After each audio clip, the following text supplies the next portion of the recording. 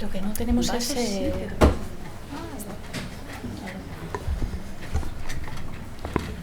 Bueno, muchísimas gracias. Al final voy a moderar yo porque Sofía ha tenido un problema personal y me ha tocado a mí de última hora, aunque iba a ser participante. Entonces, bueno, vamos ya para la última charla, y no la menos importante, porque al final vamos a hablar de lo que importa y lo que muchos esperamos, que es al final la panoja, el dinero, que es lo que necesitamos al final también para que la sostenibilidad avance, el tener empresas que estén bien financieramente y que tengan impulso, que tengan capacidad para hacer cosas y para transformar el sector. Y bueno, vamos a empezar con nuestros ponentes. Si os parece, nadie mejor que vosotros podéis presentar, así que si queréis empezar, Marisa, si te parece, presentándote un breve minuto. Breve minuto. ¿Quién eres, lo que haces, qué te ha traído aquí? Soy Marisa Selfa, soy CEO de dos de las áreas de negocio de Oceanborn Foundation. Una es Lifestyle y la otra es Tailored by Oceanborn. Y bueno, llevo más de 25 años en el mundo de la moda, y hace 5 años decidí que quería crear mayor impacto, entonces me he movido al mundo del non-profit para asegurarnos que todo lo que producimos en ropa, accesorios y calzado pues tiene el mayor impacto posible y totalmente centrado en el océano. Pero bueno, luego os cuento más. Mariana, si te parece. Claro. Muy buenas tardes a todos. Yo soy Mariana Gramunt, CEO y cofundadora de T-Neutral. En cuanto a de dónde vengo, tengo una vida anterior que fui consultora de innovación, luego monté una marca de moda sostenible con mi hermana y socia Carlota, y después de la marca de moda sostenible montamos T-Neutral y nos dedicamos a ayudar a las empresas del sector textil a transformarse de un modelo lineal a un modelo circular a través de las mediciones, a través de los datos, y en eso es en lo que estamos trabajando ahora. Hola, soy Itche, soy de la empresa Piratex, soy jefa de sostenibilidad en Piratex. Garantizo que todos los productos, los procesos de producción y la comunicación reflejen los estándares internos de la empresa. Piratex es una empresa de I+D, un proveedor de materiales y prendas de punto sostenibles y funcionales. Y por ejemplo, las fibras con que trabajamos son todas recicladas, regeneradas o nuevas fibras naturales. Unos ejemplos, por ejemplo, que trabajamos es la fibra a base de algas, kapok, ortiga, residuos de agricultura de plátano, de cítricos. Bueno, entonces ese tipo de fibras es lo que encuentras en nuestras colecciones de tejido. Fabricamos todo localmente para reducir nuestra huella de impacto y luego todo a través de una cadena de suministro certificado. Muchísimas gracias, Itche. Bueno, la primera pregunta también va para ti. Sí. Luego, si queréis también generar debate y contestar, pues ya vamos viendo. ¿Cuáles son los desafíos financieros más comunes que enfrentan las empresas de moda en su camino hacia la sostenibilidad? Sí, vamos a hablar del tema de dinero. Pues mira, yo creo que uno de los primeros que salta a la vista, evidentemente, es el tema de certificaciones. Creo que una empresa, una marca que quiere reemplazar, sustituir algodón, por ejemplo, convencional por algodón reciclado o orgánico, pues seguramente va a buscar proveedores certificados. Y esos proveedores para asegurarse, ¿no?, garantizar que el contenido sea realmente reciclado, orgánico, y entonces estos proveedores, incluso la empresa cuando quiere comunicar sobre ellos, necesitan entonces tener una inspección y certificarse, y eso tiene un gasto. Luego también para el tema por ejemplo, de condiciones sociales, igual, ¿no? Hay unas certificaciones y si, por ejemplo, quiere trabajar localmente, pues aquí, producir aquí en Europa, pues ya evidentemente los sueldos no son nada iguales aquí, los sueldos mínimos que en Asia. Y luego, en cuanto a fibras innovadoras, tal como trabajamos nosotros, también hay tema de escala de economía, es decir, unas fibras ya llevan décadas o mucho más en el mercado, entonces ya están muy optimizados en cuanto a la producción, pero cuando empiezas a trabajar con fibras como residuos de agricultura, hay que montar toda la logística, son todos procesos nuevos, se empiezan a producir en tamaños muy pequeños, entonces eso también tiene un gasto. Pero evidentemente nosotros siempre nos enfocamos en fibras que sean realmente escalables y trabajamos con clientes, marcas grandes, y bueno, de todo tipo de tamaño, no solamente grandes, pero también grandes. Y bueno, entonces nos focalizamos hay soluciones. Al final la diferencia no tampoco es tan grave que a lo mejor se podría pensar. Muchísimas gracias. ¿Queréis añadir algo vosotras o no? Pues entonces sigo con la pregunta. Perfecta la respuesta. Bueno, Mariana, ¿qué opciones de financiación están disponibles para las empresas de moda que quieren realizar la transición? ¿Cómo sabéis financieramente neutral? ¿Qué opinas? La respuesta larga, ¿no? Que es que porque la corta es... a mí me han mandado una misión hoy que es de levantar los ánimos. Yo lo voy a intentar, voy a luchar en contra de mi instinto y voy a ser lo más positiva posible. La financiación para la transición está en el mismo lugar que está el resto de financiación, que es la financiación convencional. Te va bien en el negocio, tienes dinero para reinvertir, tienes la capacidad de acceder a financiamiento a crédito, básicamente, o tienes inversores, encuentras inversión. Y luego ya otro universo son las subvenciones y el dinero público, digamos, ¿no? No hay nada nuevo, ni hay nada diferente, ni hay nada mejor, desgraciadamente. Eso es donde está el dinero, digamos, el concreto. El dinero conceptual, ¿dónde está? El Foro Económico Mundial, yo creo que ya en 2019 decía que en la transición circular hay 4,5 trillones de potencial beneficio económico. ¿Dónde está ese dinero conceptual, no? Porque de ese dinero deberíamos beneficiarnos todos los que estamos trabajando en esta dirección, los que estamos en esta sala, ¿no? Y dan como 3 pinceladas de cómo se puede desbloquear este potencial, que al final inherentemente conlleva un cambio de modelo, como hemos dicho antes. Lo que no se puede es acceder a un potencial beneficio económico que conlleva una transformación manteniendo el modelo existente, no es combinable. Es uno o el otro. Uno nos aboca a la destrucción, como bien nos ha quedado claro hoy, y el otro es la única solución para poder salvar el brete en el que estamos, literal. O sea, la circularidad es lo único que nos va a ayudar a darle la vuelta a esta tostada que necesitamos dar vuelta, ¿no? Entonces, estos 4, no sé si eran 4,5 o 4,7, en el momento en el que hablamos de trillones es una cifra... y hablaban de localizar los retos en una cadena de suministro muy compleja, muy opaca, muy deslocalizada y muy global en el mal sentido de la palabra. Por otro lado, en formalizar o, digamos, invitar a la fiesta de la industria textil a las soluciones circulares que antaño era el tejido de gestión de residuos, que para mí ahí es donde está la gran prosperidad del futuro. Y por otro lado, conectar a los actores de esa cadena de suministro, ¿no? Entonces, para mí, nosotras, de hecho, en T-Neutral, lo que hablamos siempre es de prosperidad. ¿Dónde está el potencial de prosperidad? Pues está en considerar industria textil a las soluciones circulares. Son industria textil también y son las únicas que nos van a ayudar a desbloquear todo ese potencial, uniéndolas a la fiesta, conectándolos con los actores principales, invitándolas a una cadena de suministro que ya no solo tiene la dimensión hacia adelante, sino que debería tener la dimensión de recircularización hacia detrás, ¿no? o hacia arriba, digamos. Entonces, una cosa es dónde está el dinero hoy y otra cosa es dónde va a estar los que consigamos sobrevivir. Ahí es donde va a estar el dinero del futuro. El dinero del futuro está en los modelos de negocio circulares y en los actores que permitan acelerar la transición hacia la circularidad.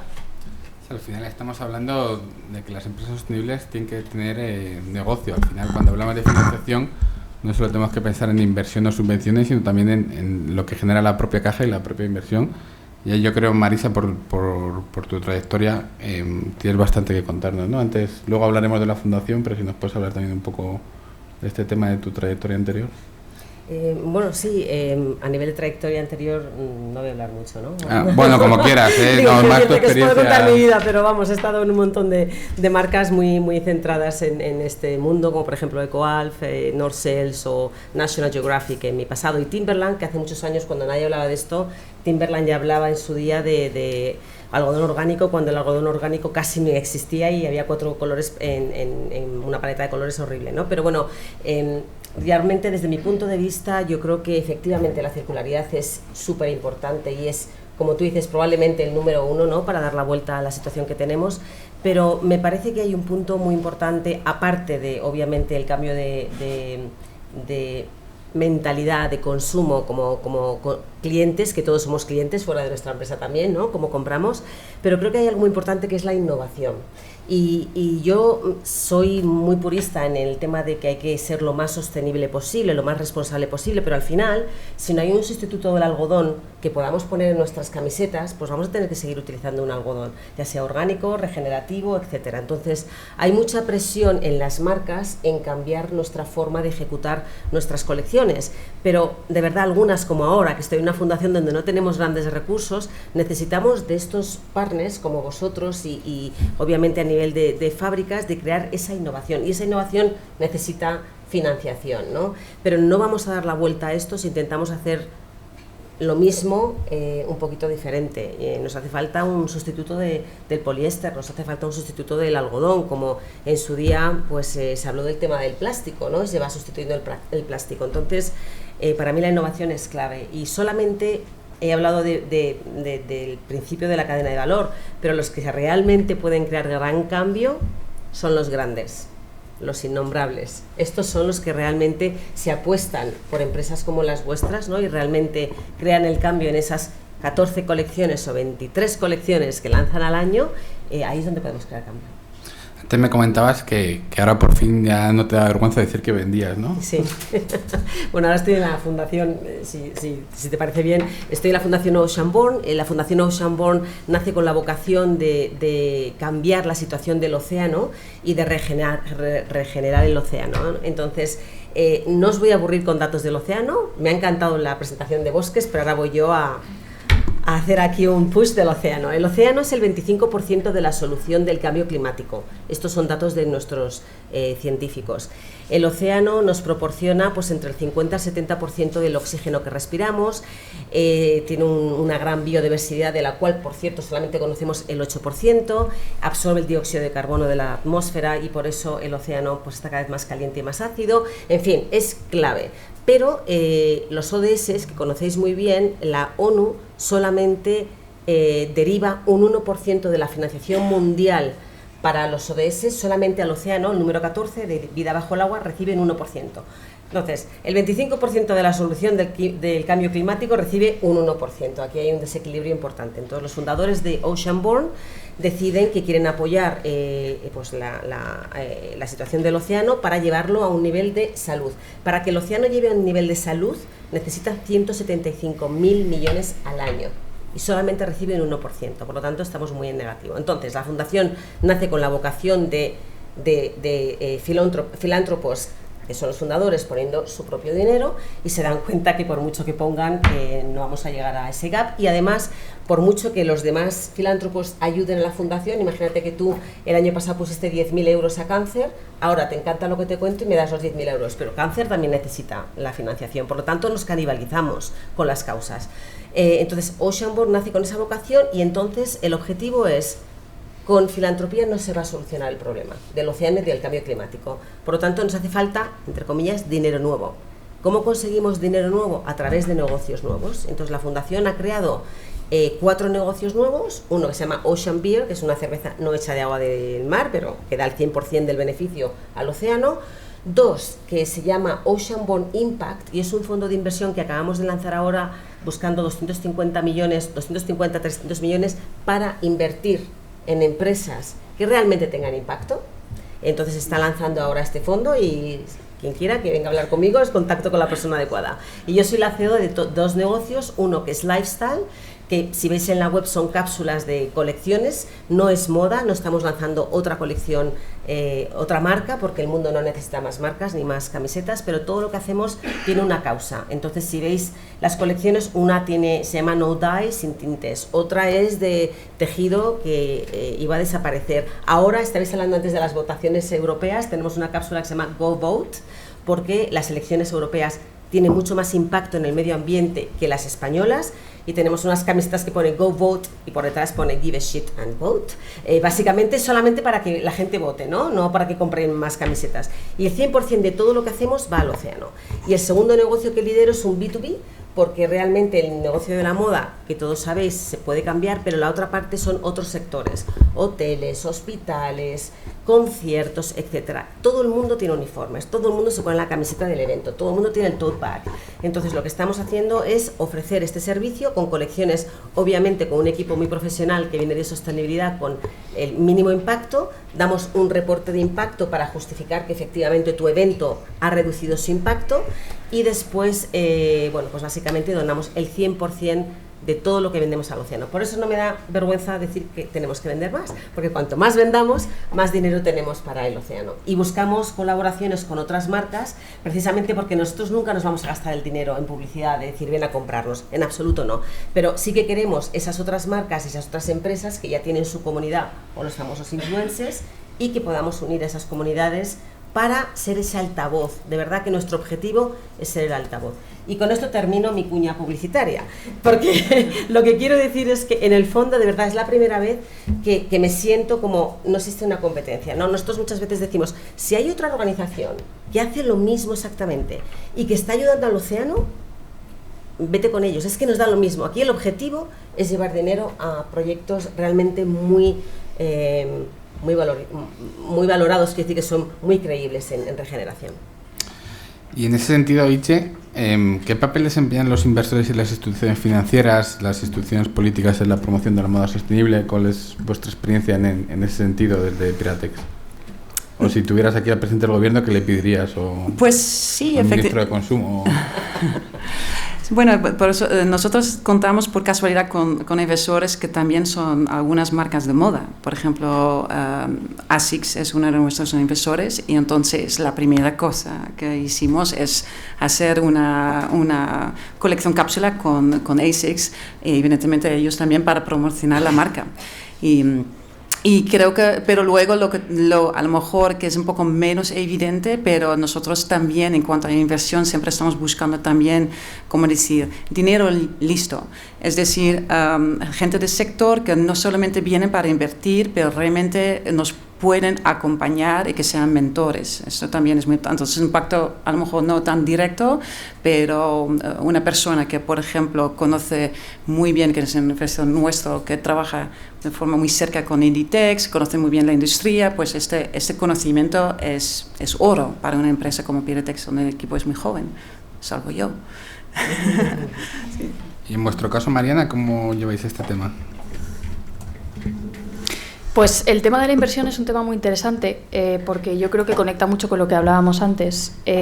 Cuando nos invitaron a Davos en 2000, hace un par de años, no, año, sí, el anterior enero, y justo nos invitaron a un evento que era de inversión de impacto, en el que nos seleccionaron como una iniciativa europea de impacto y que fuéramos allí a contar lo que hacíamos.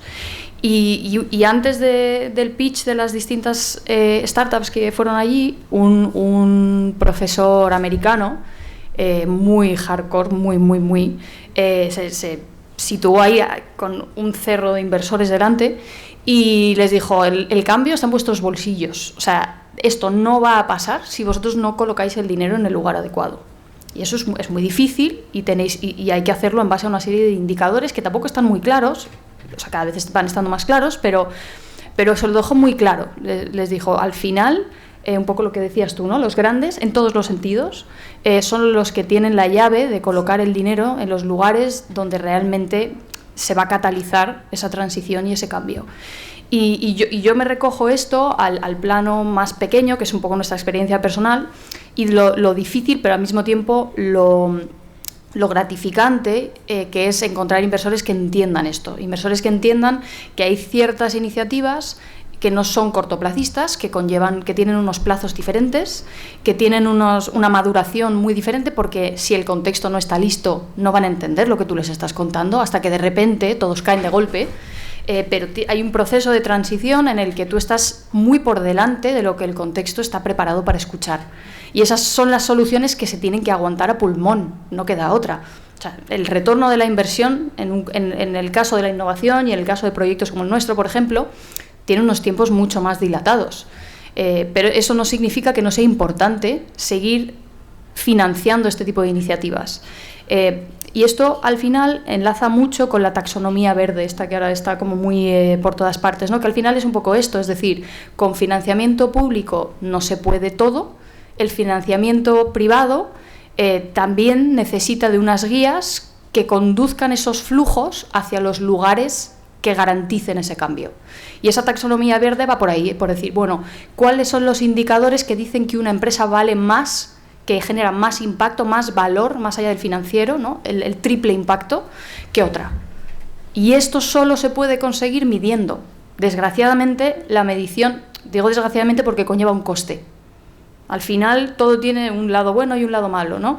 El que haya una taxonomía que nos ayude a decir qué empresa vale más o qué empresa va a generar más cambio, conlleva una medición. Las empresas tienen que medir su actividad y ser capaces de medir su actividad en las tres esferas, social, ambiental y financiera, para poder un poco destilar ese valor, ese retorno de la inversión de las acciones en sostenibilidad.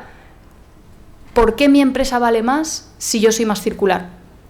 Hay que poder responder esa pregunta más allá de la intuición. La intuición es evidente, pero al final estamos hablando de un mundo tangible. Y tienes que poder responder a esa pregunta en base a unas mediciones que se traducen en unos indicadores. Y ahí es donde está la importancia de la colaboración.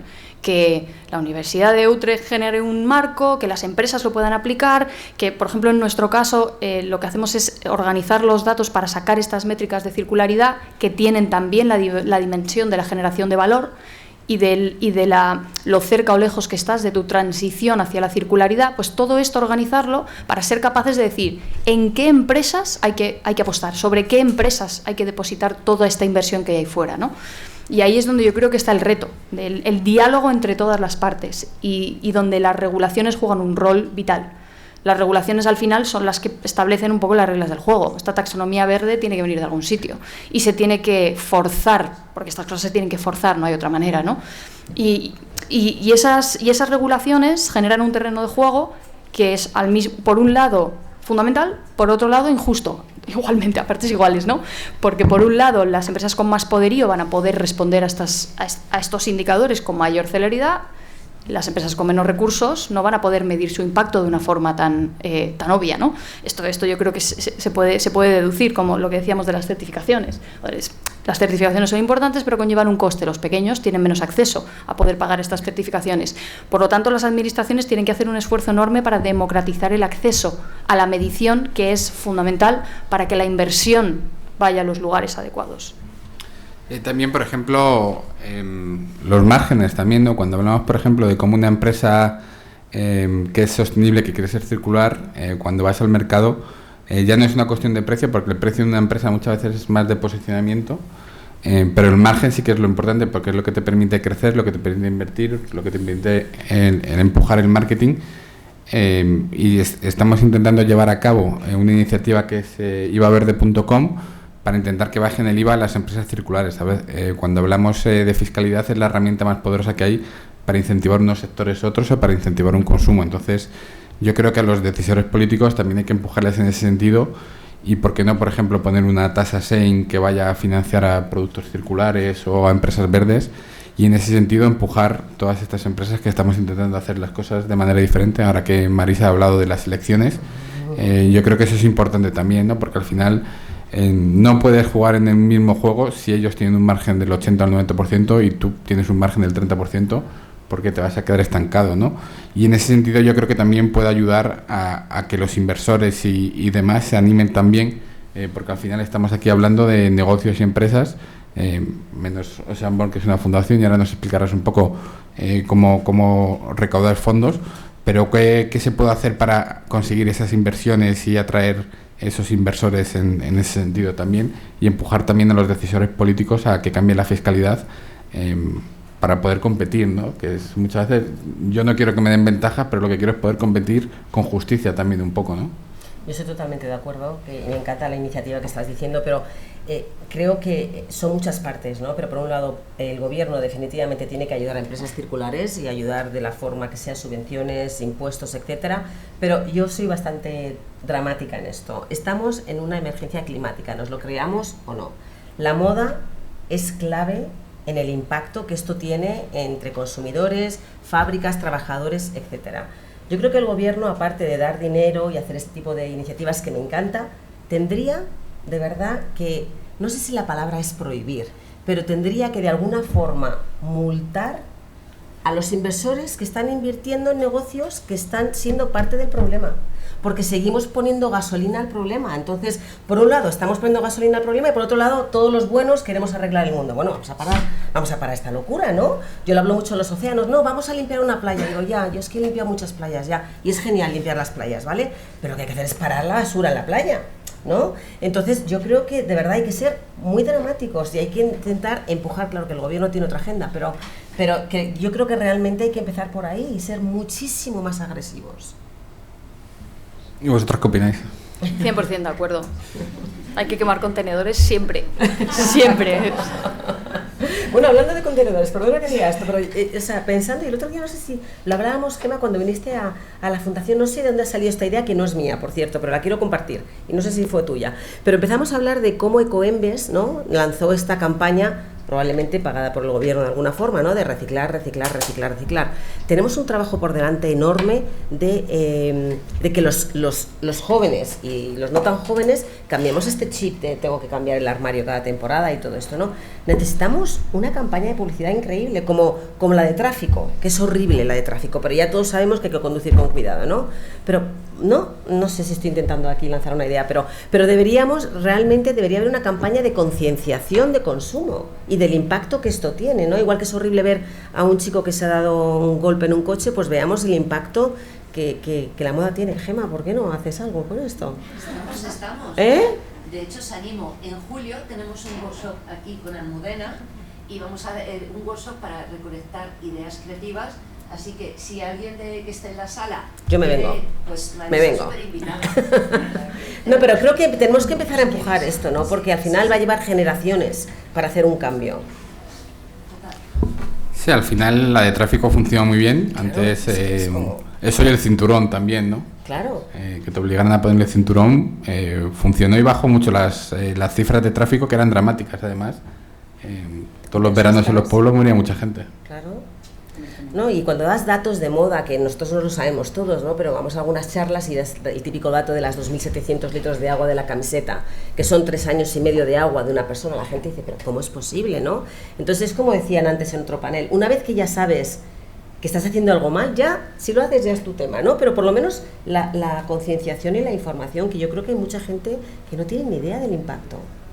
Sí, pero yo creo que ahí es difícil, al final, pues las personas tienen sus hipotecas, sus cosas, sus problemas, y también ver y medir todo lo que es tu consumo a lo largo del día es muy difícil. Yo sé que alguna empresa sostenible ha puesto QRs dándole información y la gente solo un 2% veía ese QR y comprando incluso esa prenda sostenible, solo el 2%, y eso, por ejemplo, cuando salga el pasaporte digital, de cara al consumidor no va a cambiar absolutamente nada, pero sí va a cambiar de cara a las marcas, porque van a tener que realmente decir cuántas unidades fabrican al año, y yo creo que ahí está donde va a empezar el cambio, cuando la gente diga, ostras, si estos están fabricando 350.000 millones o 350 millones de prendas al año y te lo venden en toneladas, porque en toneladas al final tú hablas de 2.700 litros, pero esos son números que no nos caben en la cabeza y que no tienen ningún significado. Por eso también muchas veces se hablaba la medida estándar del Bernabéu muchas veces, o la piscina olímpica, cuando queremos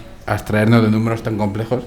Y además, como pasa en la moda, ¿no?, que por ejemplo nuestras camisetas viajan más que nosotros. Exacto. Y tiene un impacto que es muy difícil también, por ejemplo, incluso transmitir a los inversores y decirles por qué tienen que invertir, porque esto es el futuro, por qué se puede ganar dinero con esto, que también es algo que yo creo que hay que transmitir tanto a los distintos tipos de inversores, de que esto es el futuro y en esto tienen que invertir. Sí. Y que además, si ganan dinero con otras cosas y esto se va a la porra, el dinero no les va a servir de nada tampoco, ¿no? Absolutamente. Sí, total. Para mí el mito de la libertad de elección del feminismo es exactamente igual que el consumidor tiene la razón del capitalismo. Lo mismo. Es una premisa absolutamente irreal y falsa. El consumidor no tiene el poder a día de hoy, en el punto de... Perdón, ya, o sea, me pongo igual... se me va un poco del tema, pero... Estamos en un momento en el que ni siquiera estamos en una transición, a mi juicio. Estamos en el final de una fase. Estamos viendo el final de una fase, ni siquiera estamos dentro de una transición, yo creo, todavía. y estamos viendo lo que significa el capitalismo por asfixia, que al final lo que está haciendo es que los grandes son muy grandes, ya no hay tejido medio casi, ya no hay tejido pequeño casi. Y en este contexto el consumidor tiene muy poco poder, porque al final el capitalismo ha creado unas entidades gigantescas que aglutinan todo ese poder y que nos hacen pensar que sí que está en manos del consumidor, pero en realidad no es así.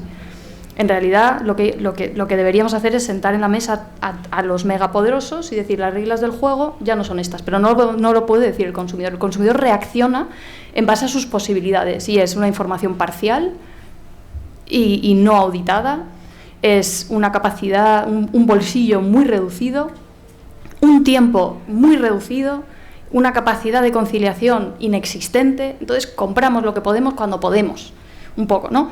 Y encima la cultura del consumo la tenemos hasta el corvejón. Entonces es muy complicado que la solución parta del consumidor. Para mí tiene que partir de la industria.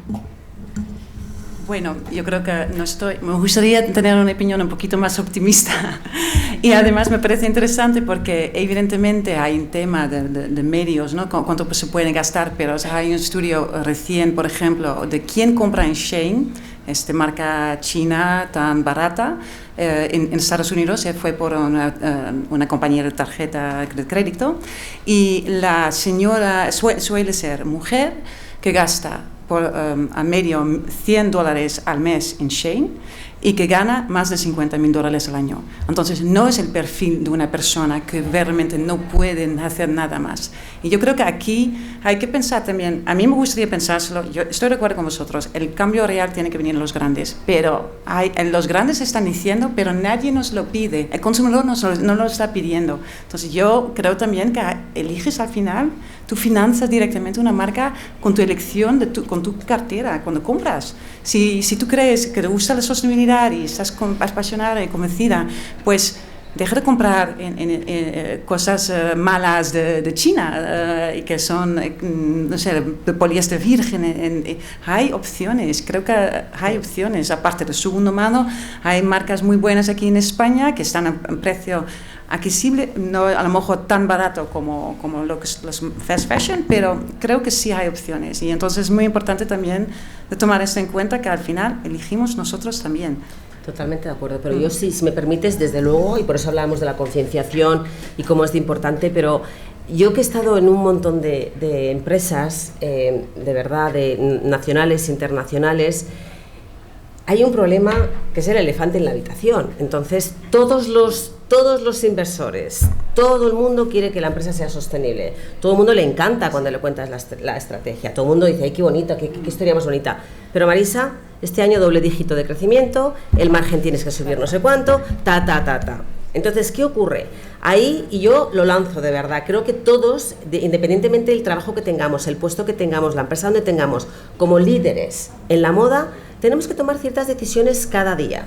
Y algunas son cero populares. Y hay momentos en los que dices, pues ¿sabes qué? Me bajo de este barco y me voy a otro, porque este barco no es el mío, ¿no? Porque lo que no podemos pensar es que vamos a cambiar este mundo hablando de colecciones sostenibles si seguimos duplicando la producción del 2000, ahora hemos duplicado la producción de ropa a nivel mundial y no hemos crecido, no somos el doble de personas.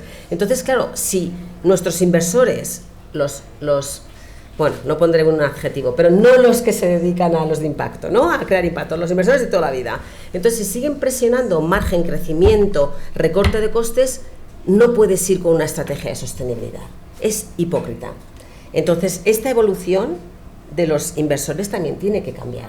Y nosotros, como líderes, de verdad, tenemos que tener conversaciones difíciles y tenemos que proponer cosas y tenemos que ser creativos y decir, vale, no voy a poder hacer el 100% de la colección de esta manera, pero cada temporada va a ir mejorando. Porque yo no creo en la perfección, ¿no? Y siempre digo a los equipos, no os preocupéis, no es perfecto, pero cada temporada un poquito mejor. Y creo que eso es una filosofía que cuesta cuando estás dentro de las empresas. Y hay que ser valiente. Total. Sí, al final hay un tema, ¿no? Que muchas veces se siguen escudando en que hay que seguir con el crecimiento económico, que es verdad que el crecimiento económico nos lleva generalmente a mayores niveles de bienestar y también nos permite invertir en sostenibilidad, y tampoco hay que cerrarnos. Muchos de los países que hoy en día son más sostenibles son de los países que más se han contaminado, y ahí tenemos, por ejemplo, el caso de Noruega, que ha quemado mucho petróleo y por eso tienen dinero, porque Noruega antes no tenía eso. Y al final yo es algo que cada vez pienso, ¿no? Al final, por ejemplo, China también está teniendo muchos avances en sostenibilidad, aunque parezca que no, pero también han contaminado mucho. Y al final eso es un complicado, porque para avanzar en la sostenibilidad, avanzar en la innovación, requiere movilizar el dinero. Sí. Yo puedo decir una Sí, libremente, cosa, si ya es la última... Pero me gustaría... La última charla y ya podemos decir lo que queramos. Ya quedan 4 minutos 43. No, sí, un calor que me mueve también, hay que salir. Pero no, quería dar un concepto que para mí es muy importante. Igual es semántica, ¿vale? Pero seguimos todos hablando de sostenibilidad, ¿no? Y yo la primera. Pero tenemos que pensar que ya ser sostenible no es suficientemente bueno. Porque ser sostenible dejamos el mundo como lo hemos encontrado y el mundo ya está en negativo, ¿no? Nuestras próximas generaciones ya tienen un mundo negativo. Entonces yo creo que es que va más allá, es que tenemos que empezar a hacer colecciones que reduzcan el impacto o que tengan un impacto positivo, porque hasta la camiseta de algodón reciclado tiene un impacto. Pues tienes que crearla, mandarla de un lado a otro, ¿no? Entonces creo que a veces, ¿no? Cuando hablo con gente, no, es que esto es sostenible, ya me quedo a gusto. Pero, no es suficientemente bueno, tiene que tener un impacto positivo, ¿no? Entonces yo no estoy relajada y os animo a que no os relajéis, porque hay mucho que hacer, hay mucho trabajo. Sí, eso es lo que en algún sentido se llama, pues, por toda la parte de agricultura regenerativa, nuevos materiales. Sí, exacto. Toda esa parte yo creo que es bastante interesante, ¿no? ¿Qué opináis vosotras? Sí, no, para nosotros la agricultura regenerativa es muy interesante. No sé si todo el mundo está familiarizado con este tema, pero son prácticas de agricultura que promocionan la biodiversidad, la calidad del suelo. Si lo explico bien, ¿no? Sí, bueno, sí. Y bueno, sí, efectivamente es muy interesante, pero por ejemplo, interesante también vemos que el mercado, la industria por el momento les interesa, pero también vemos que, por ejemplo, todavía las certificaciones están un poco al inicio y que sin certificaciones muchas marcas no quieren trabajar. Entonces, bueno, pero está evolucionando y me parece muy bien, porque ahí el objetivo no es como orgánico, donde el objetivo no es hacer menos daño, pero hacer más bien. Entonces, sí. ¿Y tú, Mariana? A mí, o sea, que yo soy una persona bastante escéptica en general y confío muy poco en el ser humano, pero creo que pero sí que confío mucho en el poder que tienen las personas con empuje cuando se juntan. Creo que ahí es donde realmente hay desbloqueantes interesantes, lo que decías tú antes, ¿no? Que un líder zumbao que diga, efectivamente, eso es lo que hay que hacer, hay que cambiar la forma de invertir, hay que hablar a los inversores de otra manera, hay que poner otro tipo de indicadores, se junte con un inversor también. Y eso no podemos pretender que la casualidad genere ese tipo de enlaces, ¿no?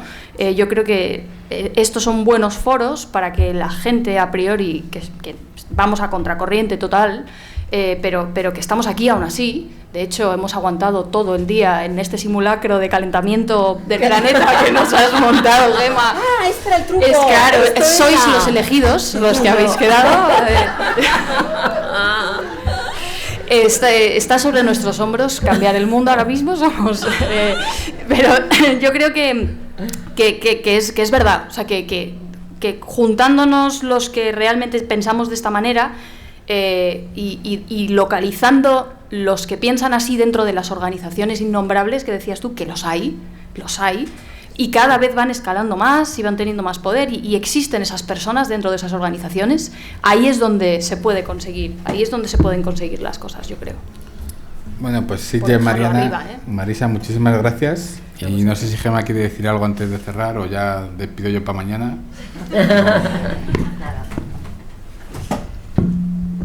Bueno, pues que muchísimas gracias por haber aguantado. Lo siento de verdad, lo del calor, perdonar. Me gusta, pero bueno, sí, la verdad, os prometo que no estaba hecho a posta, o sea, que no soy tan cruel. Pero bueno, muchísimas gracias por estar aquí. Ha sido un día maravilloso, muy intenso. Han pasado por aquí una cantidad de ideas, ¿no? Y de riqueza. O sea, yo sobre todo destacaría eso, ¿no? Porque cada uno y cada una, o sea, aportáis algo creo que voy a insistir mucho. Alguien en la comida me decía, ¿no?, que pensaba mucho como yo, pues porque es que yo creo que en esta diversidad, ¿no?, es donde está la riqueza, porque el mundo no va a ser ni como yo quiera, ni como tú quieras, ni como tú, ni como tú, ni como tú. El mundo va a ser una mezcla de todo, de todos nuestros deseos y nuestro poder. Me encanta esta idea de los inversores. Ya también nos ha salido varias veces, ¿no?, el tema de cómo llegar a esas personas con influencia. Yo he estado fatal estos días por el concierto de Taylor Swift, nada que ver con ella, me encanta, ¿vale? Pero por Dios, lentejuelas everywhere, o sea, dejarme en paz, no, o sea, no. Entonces, ¿cómo podemos llegar? Si alguna conocéis a Taylor Swift, por favor, decídmelo, ¿vale? Y que dice Taylor Swift, dice cualquier tipo de poder, ¿vale? La comunicación, como decía antes Ethel, ha salido con un influencer y de pronto la cantidad de visibilidad. Todos y todas tenemos conocimientos de esas características a nuestro alrededor o a dos, ¿no? Vamos a buscar, y que no sea por casualidad, que sea por causalidad, ¿no? Entonces, bueno, no sé, yo esa para mí es la parte con la que he rescatado de todo el día. Haremos la campaña creativa, lo estamos preparando con Almudena, que está aquí, con Click Koala, que son una gente maravillosa y que también hacen un trabajo súper necesario con los jóvenes. Y lo que he dicho es verdad. Workshop, la semana del 10, 11 y 12, creo que eran, ¿verdad? 10, 11 y 12. Tenemos ya el espacio con Beatriz de Triple, que está ahí, si no se ha ido, y vamos a hacer, pues eso, para hacer algo creativo con ideas, una campaña de 12 meses, 12 causas, ¿vale? Me encanta. Pues ya lo sabéis, súper invitadas, ¿vale? Y nada más, que nos vamos ya por la cerveza, yo creo, ¿vale? O sea, hasta mañana a las 10. Buen trabajo, el moderador, ¿eh? Nos has manejado ahí. Me gusta mucho moderar.